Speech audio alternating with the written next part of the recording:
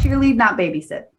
Find a buddy, be their cheerleader, but you're not responsible for their success.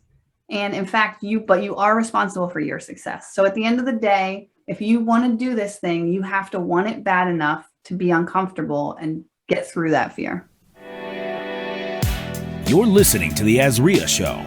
If you're looking for quality real estate investing information that you can trust, you've found it. Stay tuned and join the tens of thousands of members that have already benefited from Azreia, your home for education, market information, support, and networking opportunities that will advance your real estate investing career.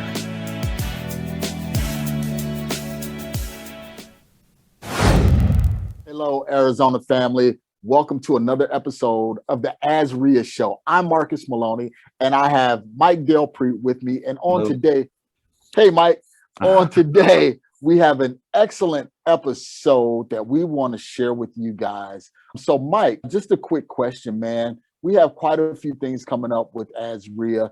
You want to just kindly just jump in and share just a few things that we have coming up, like some of the subgroups and things like that? Yeah, definitely. As you know, if you just go to azreia.org/calendar, all our events are updated on a daily basis. So we got subgroups, specific targeted subgroups that everyone could check out every week. Mainly our monthly meeting is usually on the second week of the month, but definitely check out the wealth fortification class coming up. So yeah, we'll dive into that a little bit later. I'll pull up the calendar and some more details out.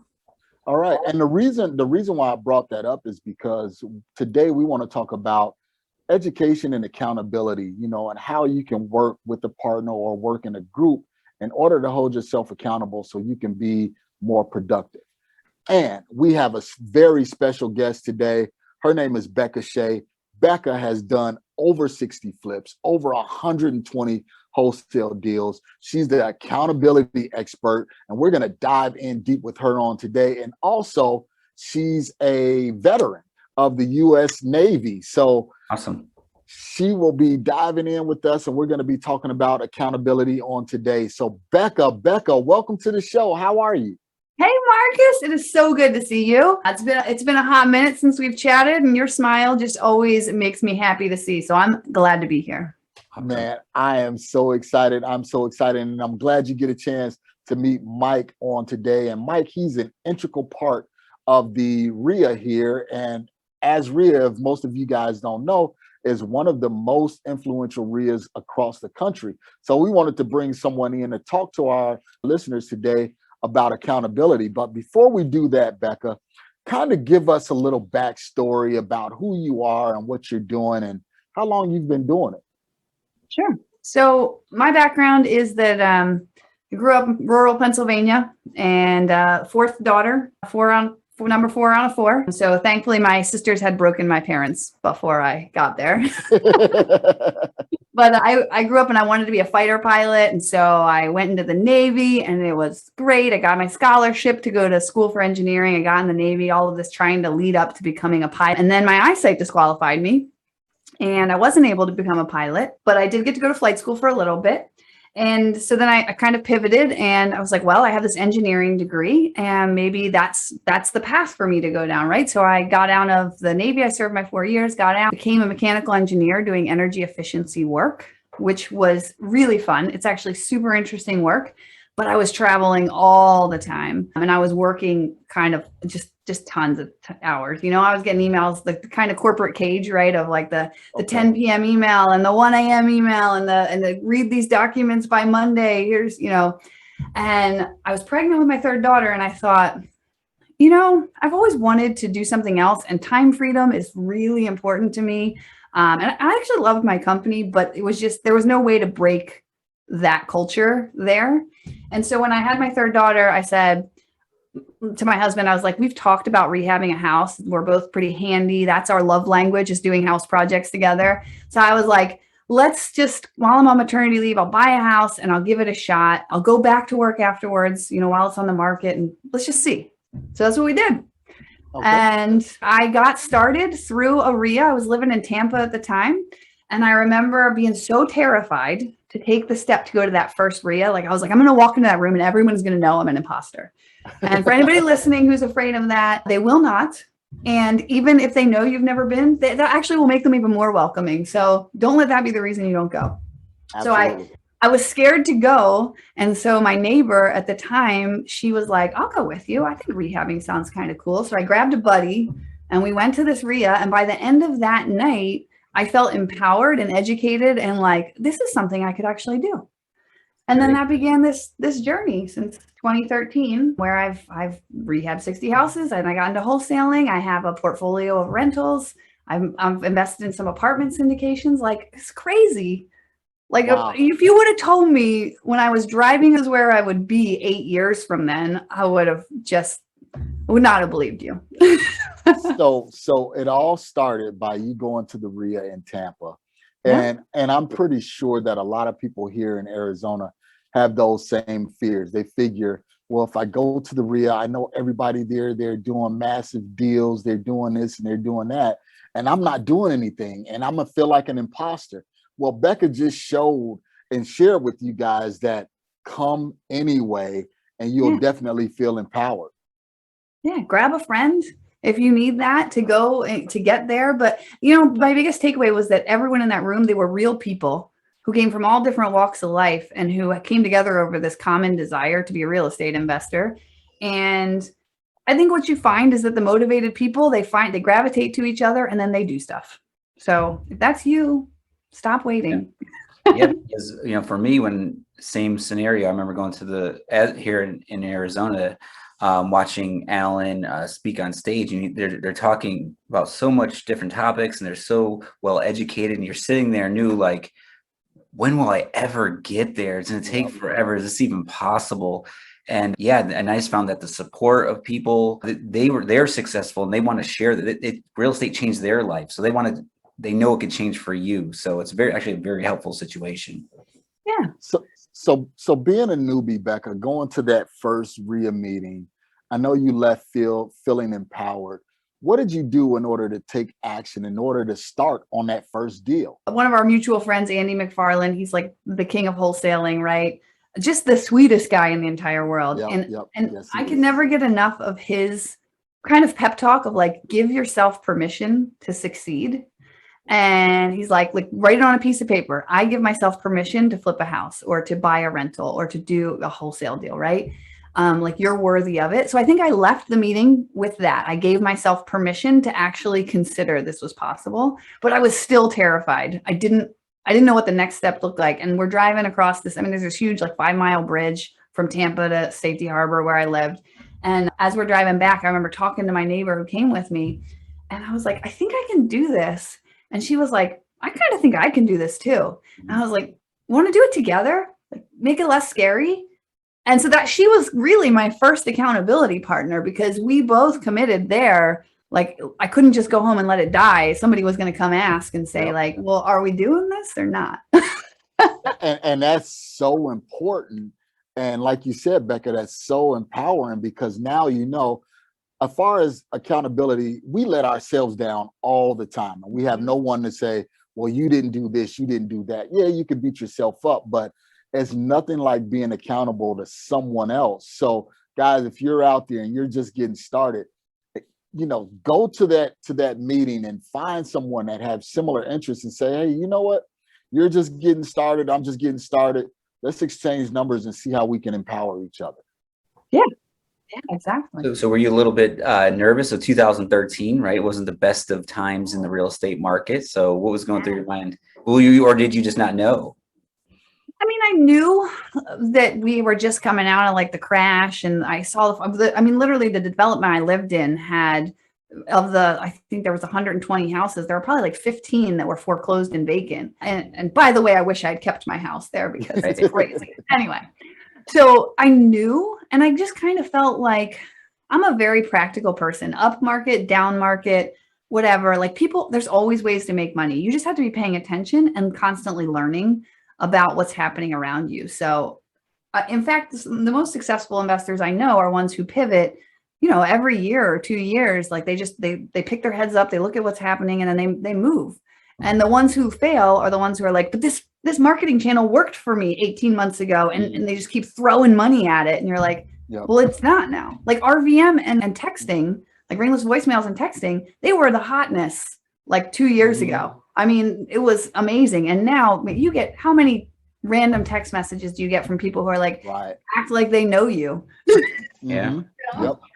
And that's the importance of making sure you're in tune with the market, and by surrounding yourselves with the people that's actually out doing the marketing, doing the deals and things like that, and not just someone that's standing before you just trying to coach you along the way, because there's a big difference between theory and practice. You know, theory, yes, anybody can read a book and say this is what you should go and do, but it's really a small percentage of people that say, okay, this is what I should do, this is what I read, now let me go out here and do it. Yeah. Right. Yeah. And it's funny because my husband and I joke now, like I remember that thinking about buying a second house, like a house that's not your primary residence for any reason, was foreign. I mean, that's foreign to 99.9% of the population. And now I'm like, hey, I'm going to buy that house over there. And the other neighbor just called me. I think I'd like to buy that one too. And like, you know, now it's just horse trading. So until you got to that point, Beka, as a newbie, when you left that meeting, you said, okay, now it's time to take action. What were some of the struggles that you faced that you had to get over?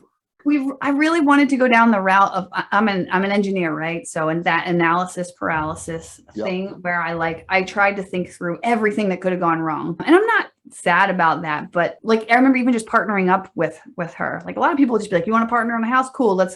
How much money you got? How much money you got? And I was like, we're going to put 50-50 money into this. And we're going to draft an agreement that says like, what happens if things go wrong?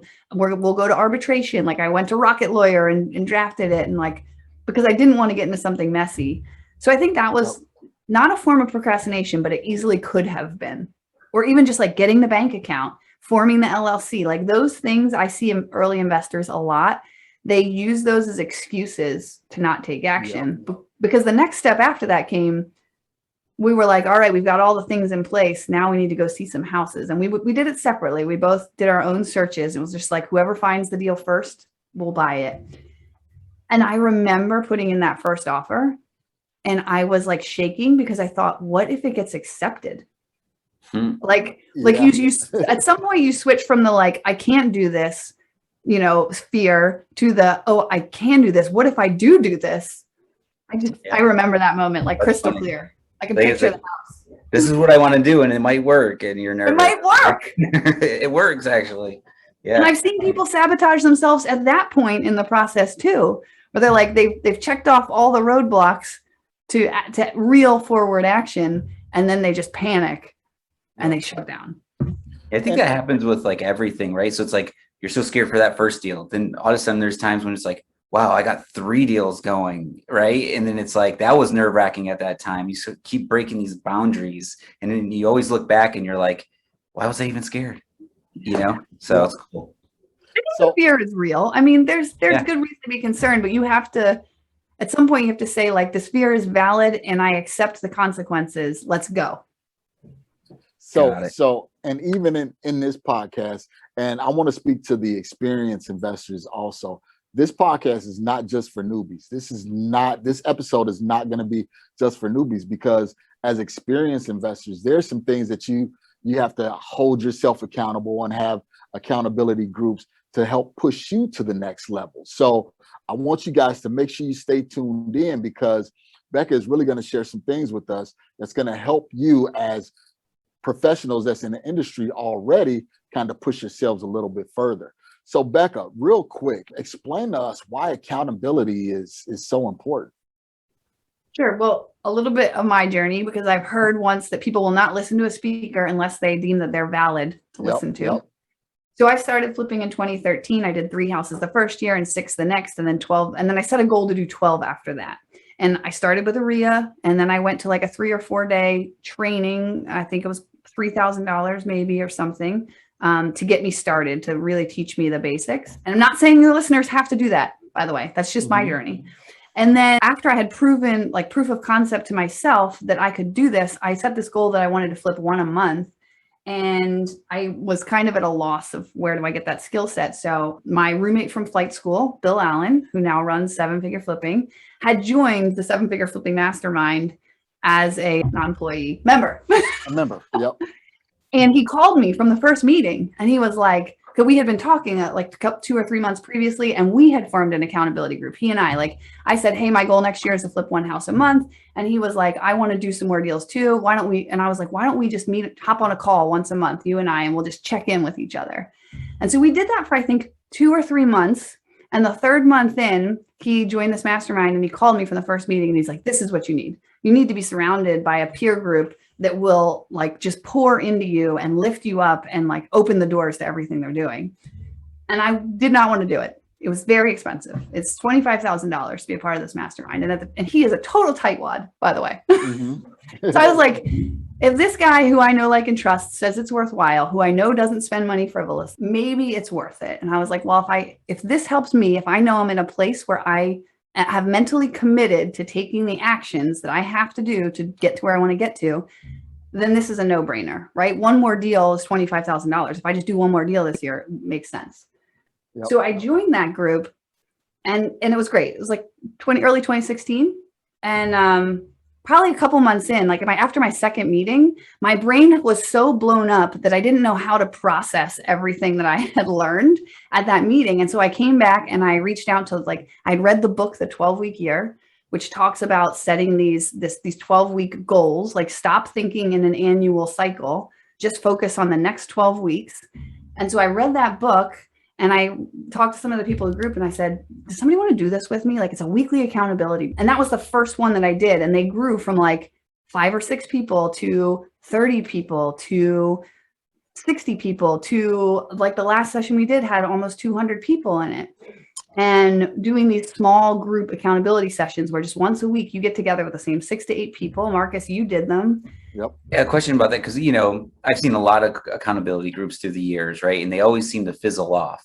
So what was it about your group that, it sounds exciting. Like, what did you do to keep it growing like that?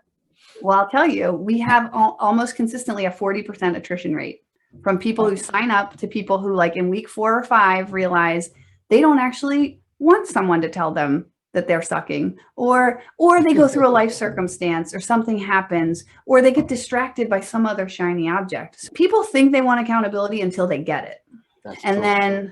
And then you see people's true colors. And I'll tell you, the people who stick with it are the ones who, you know, their success just blows up. And the people who 4 or 5 weeks in are like, well, I said my number 1 goal was to hire a lead intake person, but I actually think my number 1 goal right now is to work on my budgets and scope of work. And then three weeks later, they're like, no, the real fire in my business is I need to raise money. Like, they end up ping-ponging around and never putting a bow on anything.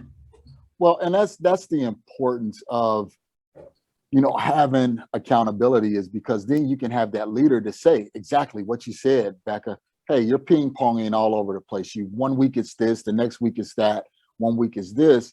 And as investors and entrepreneurs, we have that shiny object syndrome, to where it's like, wow, that's a great idea. I want to do this. I want to do that. But when you have someone that speaks to you and say, hey, look, I'm seeing what you're doing. This is something that we need to curtail, and you need to focus on this. That's very, very important, especially for those that are getting started. You know, it's like, okay, I want to be a wholesaler. No, I want to do apartment syndication. No, I want to raise capital. No, I want to flip houses.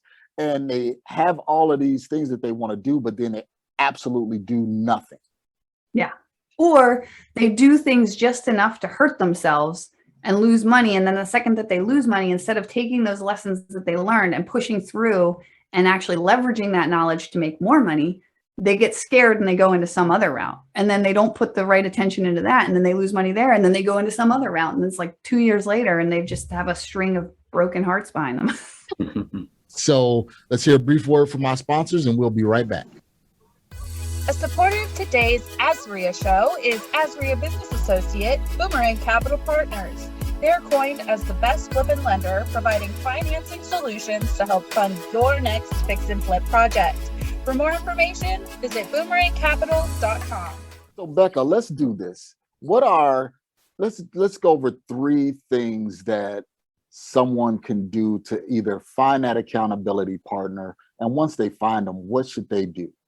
And I know I'm kind of putting you on the spot, but I know that you know this because we talked about it before. I think number 1, you need to, I have realized over the years that the ability to like commit to accountability and the discipline is a level of kind of emotional maturity. So if you're looking for an accountability partner, I would ask the questions almost like you're hiring them, right? Like, when in the past have you stuck with something hard and succeeded? What you're trying to get to the heart of is not someone who just wants accountability because they want a cheerleader and like a motivator. Because the problem there is, if you just go for the rah-rah cheerleader, like, I love this and you love this and let's do it, on the days where you show up and you didn't get your stuff done, they get upset that you're holding their feet to the fire, and then they peace out.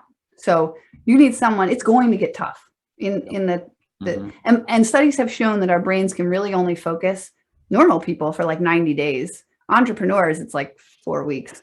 But entrepreneurs can push themselves. If the goal is worthy enough, they can push themselves to that 90-day piece. Okay. So that's finding an accountability partner. Interview people who've done stuff in the past and who want to do more. So interview people. So guys, you're coming to don't tell them you're interviewing them. Right. Don't let it be known that you're interviewing them, but have strategic questions. Like you said, hey, you know what? You're a real estate investor. I'm a real estate investor. I'm just getting started. You're just getting started. What is one of the goals that you want to accomplish? And what are you doing right now to try and accomplish that goal? So yeah, you gotta catch that vibe that they want it just as bad as you, right? Because once that other person goes, let's just take a little break. Let's take, do something a little different today. And that's easy for you to jump into, especially if you're nervous. So the right person is important. Yeah. So you got to find that person that has that ability to commit. And you said it very good, Beka. You said, hey, when was the last time you actually stuck with something that got tough? Because for 90 days. For 90 days. Tell me about your workout routine. Right?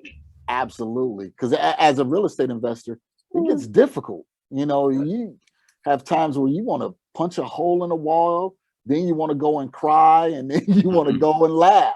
Yeah.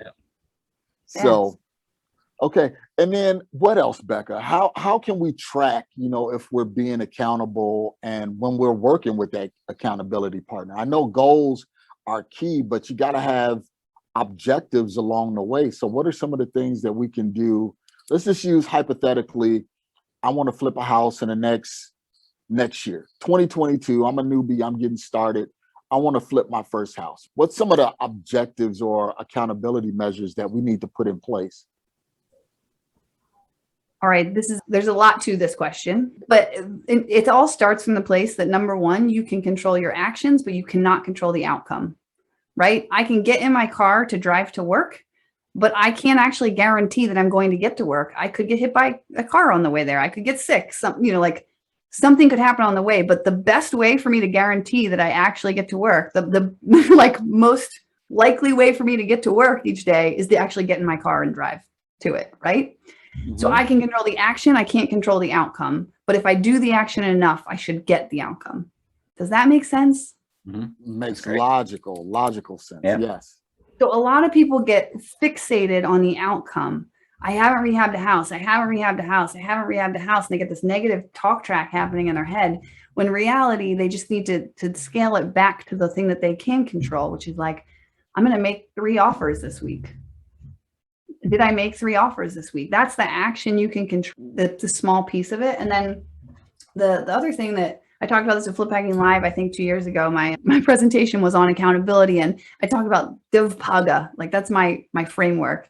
And it's DVPGA. And the first is like dream, then vision, then plan, then goals, then actions. And you're starting 3 years out from now. And start with why. Like every TED Talk is on this. Like if you have a compelling enough place that you're trying to get to, you can overcome insurmountable odds. But if you are just doing this because you want to make money, but you haven't tied making money to the lifestyle and the vision that you're trying to get to, if you haven't created an emotional connection to where this journey is going to take you, the minute that it gets hard and you have that crying and punching the wall moment, you're going to be like, this is not worth it. I'm done.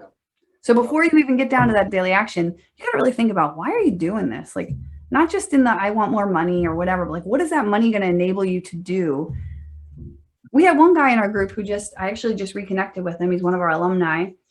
And he was crushing it in wholesaling. And I reached out, I'm like, how's it going? Like, I want to highlight you in our alumni newsletter. And he's like, well, I've always wanted to do mission work. So I started the Bush Mission Foundation. We're building a school in Congo. I'm going over there to do some work. Like, that is enough to get you fired up to get through the day you don't want to go to the gym. Yep. Wow. Absolutely. So you said DVPGA.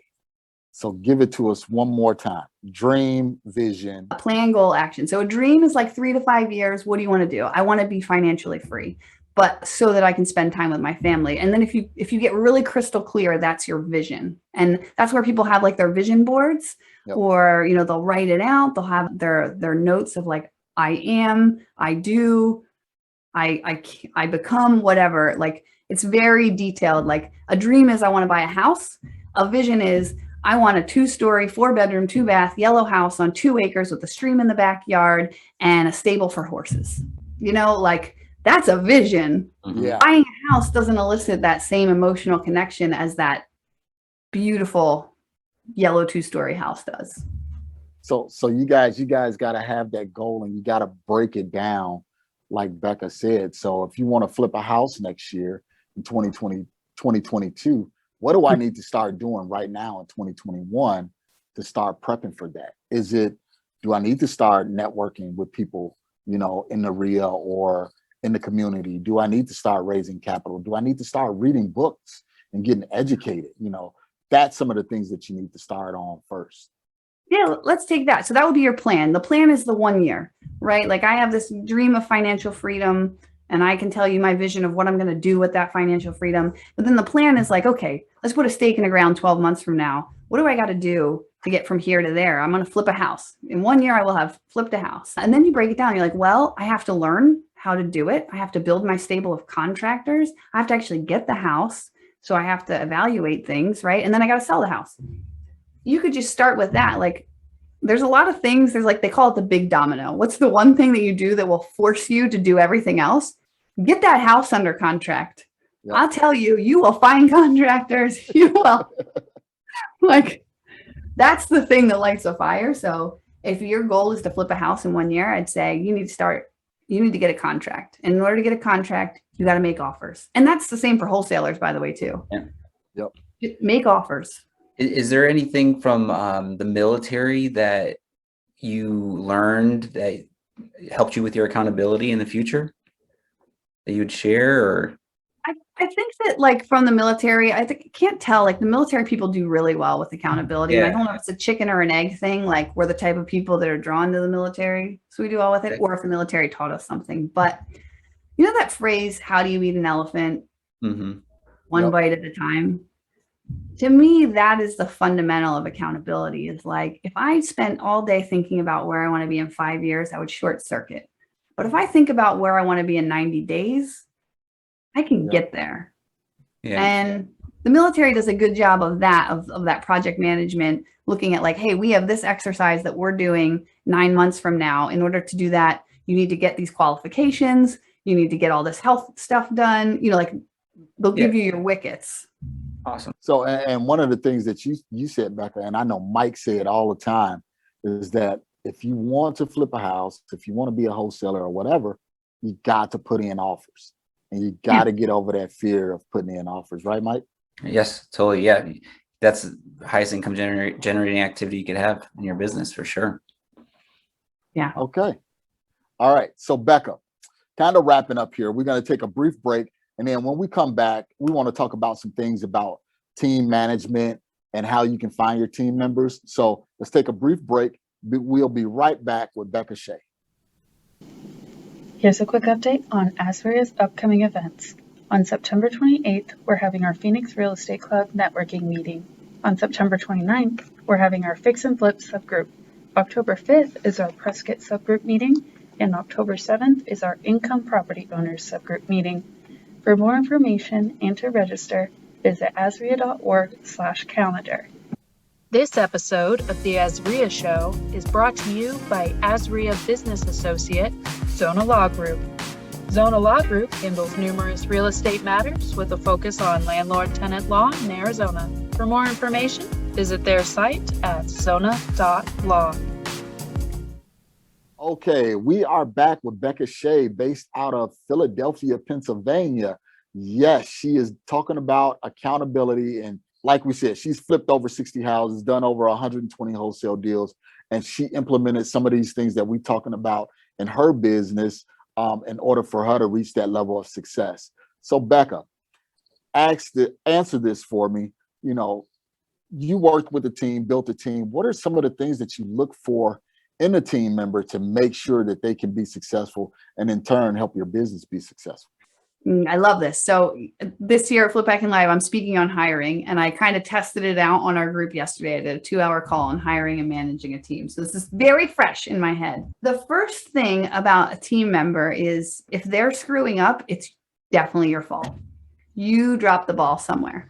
And the first time you do it, you are going to drop the ball somewhere. Like, there's just no way nobody comes out of the womb knowing every skill they need to know. And you got to take that first step. But the very first thing when you're hiring a person for your team, or even if you're just a contractor doing your rehab, is you have to know what you expect from them. Like, set clear roles and responsibilities. And I was saying to the group yesterday that we use this tool in hiring, and it's a personality survey thing that is super accurate. And it tells you what people's preferences are. Are they problem solvers, or do they just prefer to follow a process and execute? Are they executors? Do they like people or don't they like people? It's like the DISC test too. Yep. Do they move fast? Do they move slow? Do they have detail preference? Do they not have detail preference? And when I first did it, I had an assistant, and she and I were butting heads a little bit. And my hiring coach held up our 2 profiles, and he said, "You will never communicate enough information to her.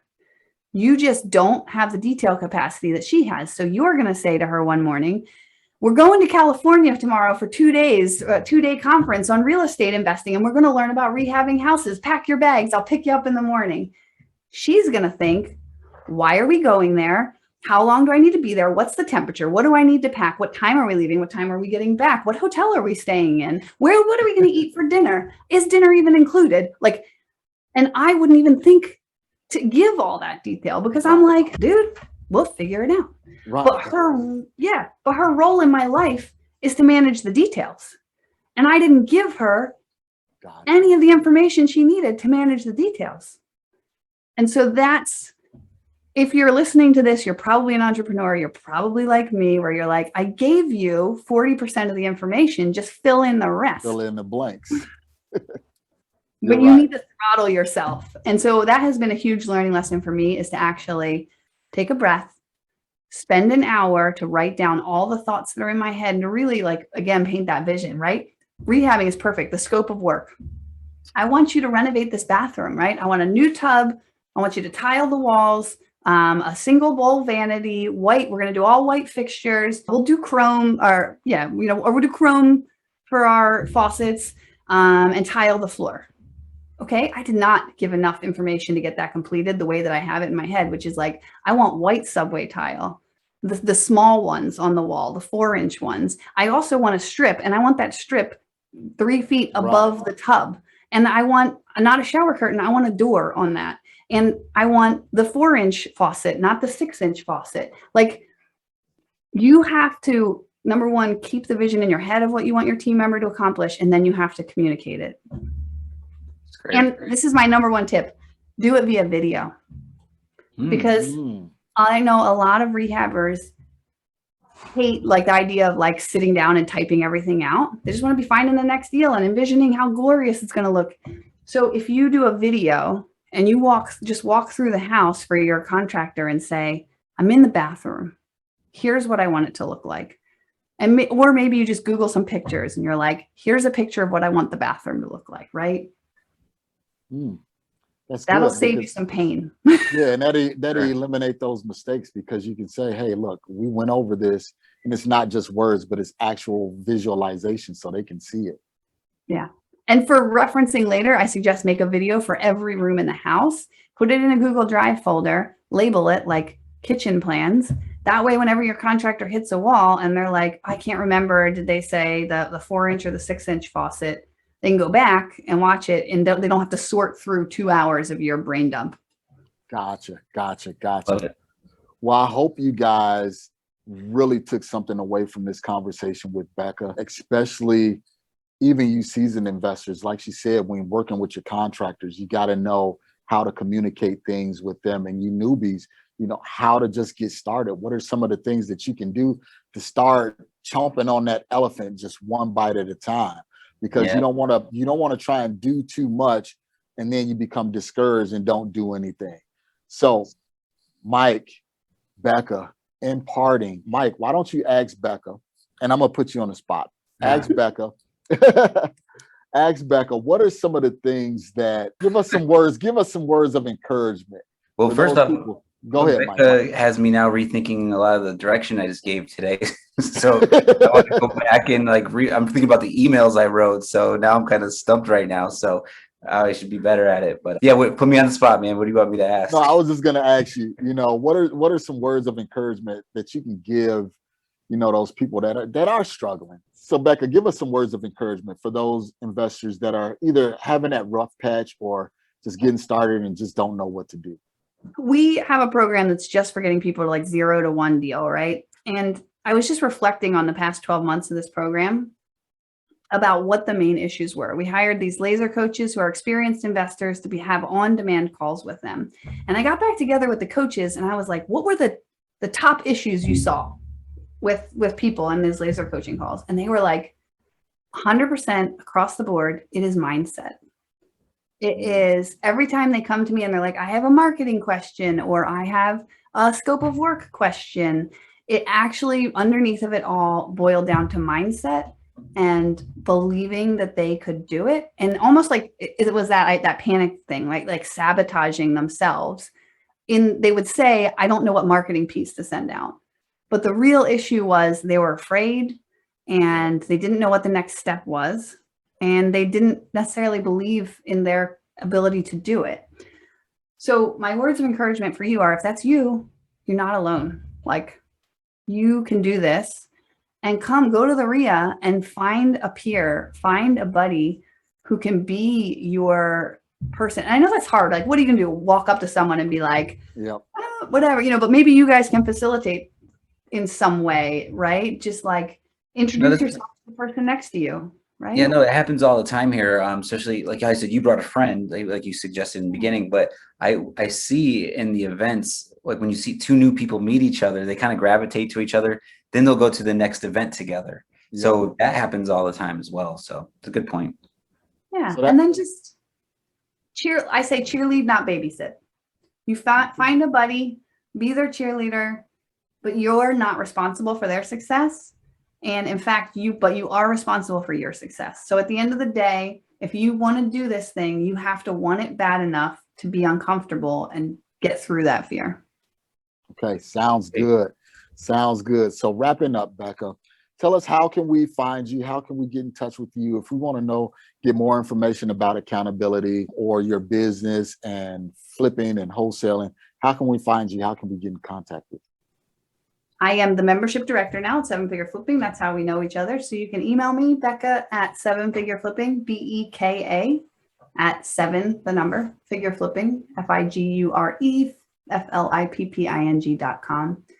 I will tell you that I am very bad at responding to emails except once a week. I have one no meeting day and I make it a point to get through all my emails. So if I don't respond right away, know that it's there. I am very good at getting through my emails eventually. Perfect. Well, Beka, I really appreciate you being here on the show. Real quick, I know you guys have something coming up in October. Please share real quick as we're closing up here. Yeah, we have our 3-day event, Flip Hacking Live, FLIPHACKING, Flip Hacking. I don't know, every time I talk into my phone, it says some other thing. So I must say it weird.